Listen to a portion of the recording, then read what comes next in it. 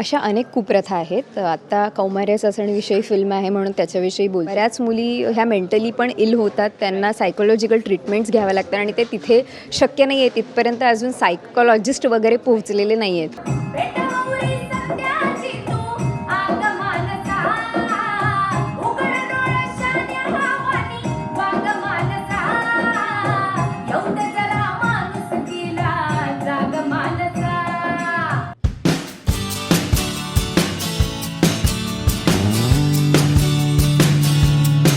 नमस्कार, मी दीपाली. लोकमत फिल्मीमध्ये तुम्हा सगळ्यांचं मनापासून स्वागत आहे. खरं तर आपल्या समाजात अशा बऱ्याच रूढी आणि परंपरा आहेत ज्या आपल्याला पटतही नाहीत, पण आपण सतत त्यांच्या मागे एक पाळायची, ती रूढी परंपरा कॅरी फॉरवर्ड करायची म्हणून आपण ती पाळत असतो. पण अशांना छेद देणाऱ्या काही महिला या समाजात आहेत आणि याच धर्तीवर एक सोंग्या हा सिनेमा आपल्या भेटीला येतो. माझ्यासोबत ऋतुजा आहे. स्वागत आहे तुझं लोकमत फिल्मीमध्ये. आणि ऋतुजा, एकतर आम्ही बघितला ट्रेलर. खरं तर त्याच्यातलं भारुडच अंगावर काटा आणतं. त्याच्यामुळे हा सिनेमा कसा असेल, त्याची कथा कशी असेल आणि नेमक्या कुठल्या रूढी परंपरा अशा आहेत ज्याच्यामुळे हा सिनेमा तुम्हाला प्रेक्षकांसमोर आणावासा वाटला आहे? अशा तर अनेक कुप्रथा सुरू आहेत, पण कौमार्य चाचणी या कुप्रथेवर सोंग्या या सिनेमात भाष्य केलं गेलेलं आहे. मला खरं तर माहीतच नव्हतं की अशा प्रथा अजूनही सुरू आहेत. त्यामुळे मीच अवेअर नाही आहे. त्यामुळे मला असं आलं की मग आणखीन 4 लोकांना हे कळलं पाहिजे. तर ह्या विषयावर सिनेमा होते, त्यात त्याची सांगण्याची पद्धत ही भारूड फॉर्ममधनं आहे किंवा एकंदरच तिचा जो प्रवास आहे लढण्याचा, मग तो समाजाविरुद्ध असो, घरच्यांविरुद्ध असो आणि त्या प्रथेविरुद्ध असो, सो तो खूप इंटरेस्टिंग वाटला आणि आय होप तो सगळ्यांना पाहायला खूप आवडेल. या ट्रेलरमध्ये आम्ही वेगवेगळे पैलू पाहिले. म्हणजे एकदा तुझी लव्ह स्टोरी पाहिली, त्याच्यानंतर तुझा भारूडवाली एक शैली पाहिली, त्याच्यानंतर तुझा ॲसिडवाला चेहरा पाहिला. काय कुठल्या कुठल्या वेगवेगळ्या शैली या सिनेमात आम्हाला तुझ्या पाहायला मिळणार? अभिनेत्री म्हणून मी नेहमीच काही ना काहीतरी वेगळं वेगळं शोधण्याचा प्रयत्न करत असते. आत्ता सलग 2 फिल्म रिलीज होत आहेत, त्यामुळे पहिल्या सिनेमातही एक वेगळी भूमिका आहे आणि ह्यातही आहे. आणि ह्यात एक गावातली मुलगी आहे जी तिचा अभ्यास पूर्ण आहे, तिने शिक्षण उत्तम घेतलेलं आहे, ती तिचं जगते, पण ह्या प्रथेविरुद्ध तिला काहीतरी करायचं आहे खूप आधीपासून. आणि जेव्हा तिच्यावर ती वेळ येते तेव्हा ती त्याच्याविषयी लढते. तर तिचं नॉर्मल आयुष्य आहे, घरच्यांबरोबरचा संबंध आहे, ती पण प्रेमात पडते आणि मग तो प्रेमात ज्या मुलाबरोबर पडते तो आधी हो म्हणतो की आपण, कारण तो फॉरेन रिटर्न असतो, आणि जेव्हा तोही माघार घेतो तेव्हा तिला असं होतं की आता मला लढायलाच हवं, आपल्या पाठीशी कुणीही नाही आहे. सो हे सगळे विविध पैलू आहेत. आणि जेव्हा घरातल्याच लोकांना पाठिंबा देता येत नाही, तिचा भाऊ तिच्यावर ॲसिड अटॅक करतो आणि वगैरे वगैरे, त्या सगळ्या गोष्टी याच्यात मांडलेल्या आहे. सो बेसिकली तिचा लढा आहे आणि त्यातली प्रत्येक स्टेप आहे की आधी ती नॉर्मल मुलगी आहे, मग तिच्याबरोबर एक गोष्ट घडते, त्यातनं ती पेटून उठते, मग भारूड हा फॉर्म स्वीकारते, मग त्याच्यात परत तिच्यावर अत्याचार होतात, मग त्यातनं ती कशी उभी राहते, तो सगळा तिचा प्रवास आहे. आम्ही एक लाईनही पाहिली, ती म्हणजे खऱ्या घटनांवर आधारित आहे. तू अशा कुठल्या तुला गोष्टी माहिती होत्या का, किंवा हा सिनेमा आल्यानंतर तू अशा कुठल्या गोष्टी माहीत करून घेतल्यास का, की कुठे कुठे या अशा परंपरा आहेत किंवा ह्याच्या व्यतिरिक्तही असतील ज्या कदाचित आपल्यालाही खटकत असतात? बरोबर.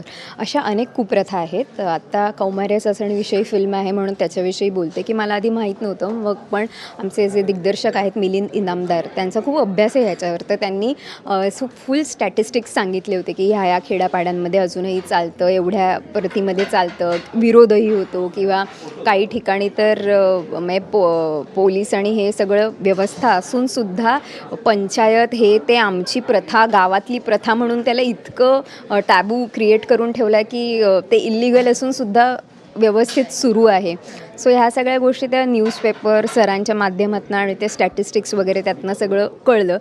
म्हणजे मी असं जाऊन कोणाचं अनुभवलं नाही आहे की व्यथा किंवा काय म्हणणं आहे, पण त्यांनी काही किस्से सांगितले की ह्यातनं मुलींनी, बऱ्याच मुली ह्या मेंटली पण इल होतात, त्यांना सायकोलॉजिकल ट्रीटमेंट्स घ्याव्या लागतात आणि ते तिथे शक्य नाही आहे. तिथपर्यंत अजून सायकोलॉजिस्ट वगैरे पोहोचलेले नाही आहेत. सो त्या ट्रॉमामध्ये कायमच्या राहतात. सो तो ॲस्पेक्ट पण ह्या फिल्ममध्ये वापरला. माझ्या मोठ्या बहिणीला तसं झालेलं आहे असं सगळं दाखवलं आहे. सो त्यांचे जे काही एक्सपिरियन्सेस आहेत ते बोलले आहेत ज्यांच्याबरोबर असं काही घडलं आहे त्यांच्याशी, तर त्यांच्यातनं जे काही त्यांना मिळाले ते त्यांनी फिल्ममध्ये इन्कॉर्पोरेट करण्याचा प्रयत्न केला आहे. पण ऋतुजा म्हणून कुठल्या अशा गोष्टी आहेत ज्या आजकालच्या जगात तुला, आता आपण या शतकात आहोत त्याच्यानंतर तुला अशा कुठल्या गोष्टी आहेत ज्या तुला स्वतः खटकतात, आपण फेस करतो, तर तू ह्या इंडस्ट्रीतली आहेस, किंवा एक स्त्री म्हणून तुला कुठल्या गोष्टी अजूनही आपल्या खटकतात?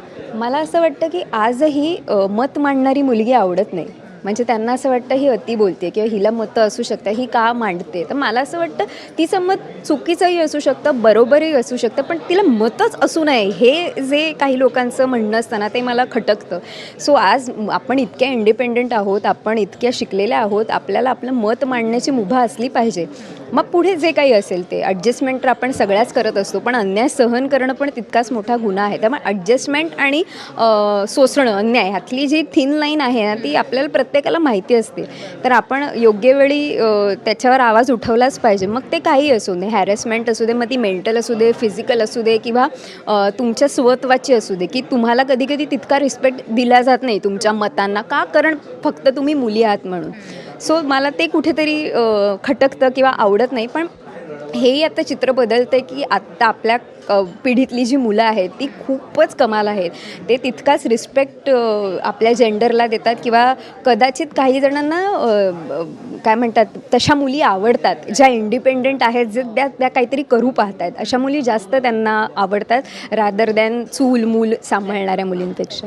आणखीन एक माझा प्रश्न असा आहे की याच्यात आम्ही एक ॲसिड हल्ला झालेला तुझा चेहरा पाहिला, पण अशा अशा अनेक गोष्टी आहेत की ॲसिड हल्ला तर ही एक गोष्ट झाली की समोरची मुलं नाकारतात. बऱ्याच वेळेला तुझ्या माझ्यासारखे जे असतात जे डस्की स्किन असतात, पण त्यांनाही बऱ्याच वेळेला त्या गोष्टीमुळे नाकारलं जातं. तर तुझं यावर काय मत आहे? तुला ह्याच्यासाठी स्ट्रगल करावा लागला होता का? खूप. म्हणजे मी ज्या नाटकात भूमिका केली त्याचा चित्रपट होता ना, मी सुंदर दिसत नाही म्हणून मला नाकारलं गेलं. सो ह्या सगळ्या गोष्टी माझ्या वाट्याला खूप आल्या आहेत. आधी डेली सोपमध्ये नायिका मी खूप वर्षांनंतर झाले, नांदा चौकेवरेच्या वेळेला. त्याच्या आधी मला नाकारण्यातच येत होतं. का? तर कारण मी हिरोईन मटेरियल दिसत नाही. तर मला असं तेव्हापासूनच प्रश्न पडायचा का नॉर्मल मुलींच्या आयुष्यात काही त्रास होऊ शकत नाही, तो आपण पोट्री करू शकत नाही. हिरोईनने सुंदर दिसणं का गरजेचं? ते पात्र दिसणं गरजेचं असं मला वाटतं. आणि काही अशी पात्र असतील ज्याला माझं दिसणं योग्य असेल. आणि थँकफुली असा एक फेज आला जिथे डस्की स्किन आणि आपल्यासारख्या घरातल्या दिसणाऱ्या, साध्या दिसणाऱ्या मुली, म्हणजे हिरोईन मटेरियल मुलींपेक्षा अशा मुली जास्त आवडू लागल्या. त्यामुळे मला नायिकेची भूमिका मिळाली. मग काम सिद्ध करायचं होतं, मग ते अनन्यातनं सिद्ध केलं. मग कुठेतरी असं झालं, अरे हे करू शकतोय, पण चित्रपटात पुन्हा अरे आपण हिरोईन मटेरियल दिसत नाही किंवा त्या पॅटर्न. अनन्या सिनेमाबाबत बोलते का की नाटकात तू अनन्या सिनेमाच्या काम केलंस आणि मग फक्त ह्या गोष्टीमुळे नाकारलं गेलं की हिरोईन मटेरियल नाही म्हणून अनन्याला दुसरा चेहरा मिळाला सिनेमासाठी? हो, मला असं सांगण्यात आलं की जी स्क्रीनवर जिचा स्क्रीन प्रेझेन्स छान असेल तिला घेण्यात आहे. आणि त्याच्यावर माझं काही म्हणणं नाही आहे. ठीक आहे, तो त्यांचा कॉल आहे, त्यांचे पैसे प्रोडक्शनचे प्रोड्युसर्स आहे, त्यांनी ज्याच्यावर त्यांना योग्य वाटतात किंवा जिचे फॉलोअर्स आहेत तिच्यावर लावावे. मला त्याच्याविषयी काही म्हणणं नाही आहे. पण मला असं वाटतं का मग मी माझं दिसणं जसं अपेक्षित आहे तसे भूमिका माझ्या वाट्याला येतील का? आणि ज्या आल्या आहेत आणि आता मी करते. सो माझाही एक झगडा सुरू आहे सिद्ध करण्याचा की दिसण्यापलीकडेही असणं महत्त्वाचं आहे. सो ते मी दाखवते. तुझ्या कामातनं ते दिसतंय आणि ह्या सिनेमातही आम्हाला बऱ्याच तुझ्या वेगवेगळ्या शैली पाहायला मिळाल्यात. सो खूप साऱ्या शुभेच्छा आहेत तुला तुझ्या आगामी सिनेमांसाठी सगळ्या. थँक्यू. Thank you so much.